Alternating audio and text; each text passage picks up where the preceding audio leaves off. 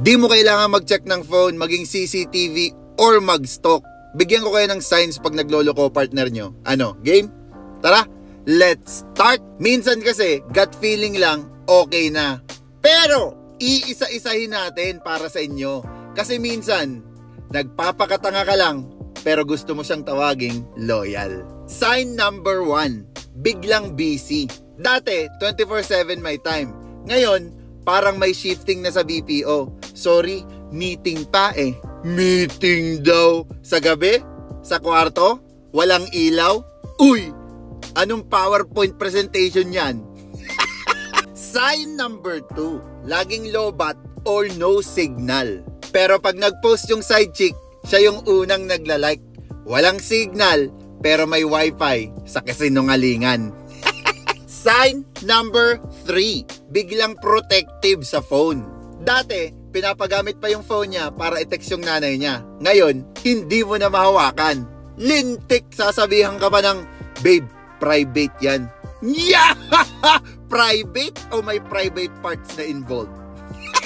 Sign number 4, biglang nagbago ang behavior. Dating clingy, ngayon parang nag-retreat, tahimik, pero may mission. Alam mo yung energy ng taong may ginagawang mali pero gusto niyang magmukhang mabait?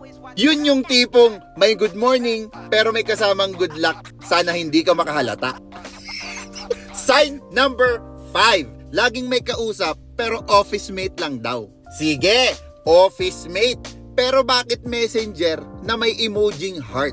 Gano'n na ba HR ngayon? Hi, submit ka ng report, heart emoji. Wow, tindi!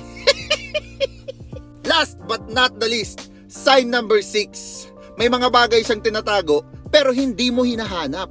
Yun ang delikado kasi kung hindi mo naman hinahanap pero may tinatago siya, ang ibig sabihin nun, hindi mo pa handang malaman. Real talk lang ha. Kung kailangan mong manghula kung loyal siya, hindi relasyon yan. Laro lang yan. At kung kailangan mo ng signs, eto na. Hindi mo kailangan makita silang magkasama. Minsan, kailangan mo lang makita na hindi ka masaya. At kung nagdududa ka na niloloko ka, tandaan mo to, ang taong walang tinatago, hindi mo kailangan hulihin. Kung mahuli mo man, huwag kang iiyak. Congratulations! Nakaligtas ka sa basura.